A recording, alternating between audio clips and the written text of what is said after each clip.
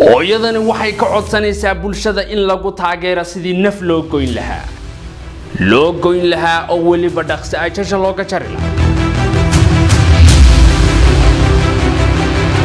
intiirka la iigu xidho aan bogsado oo xanuunka iyo caabuqa iyo maskaxdaydu ha caafimaad tiirka in lagu xidho dawladda ka codsanaya waad yaabtay ma filayaa si ha yaabina ay sababtay la dhugtaa hooyo waxaan ahay dhibaataysan oo cadiban oo ilmaheedii oo agoona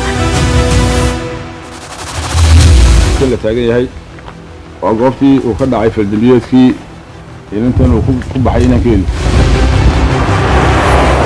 waxay doonaysaa in lagu taageero qisaasta ninkii ku sameeyay wiilkeeda waxaan rag lagu samayn intaasuna aan ku eegayne qudha ka jiray inamadii askarta ahaa un baadhi ninkaas ninaan ahayn falkan muu samaynin in la helo ilmo yaroo carruur oo qaan gaadhin qofka intuu kufsaday oo dilay gudaafad ku tuuray يعني بنادمين هالكان مرة شيء مركنا وحفلة يا إند مروجتين سمروجتين ودبعنا كما ها عيل كيواي هذا كنا وش هيداقي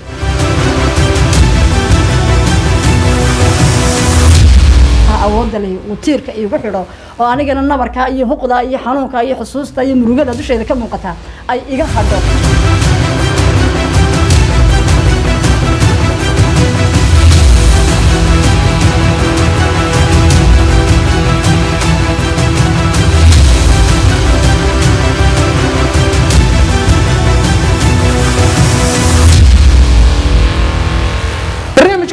qaranka ayaad ku daawan doontaan sheekada murugada badan ee laba dilkii lagu sameeyay Cabdi Mahad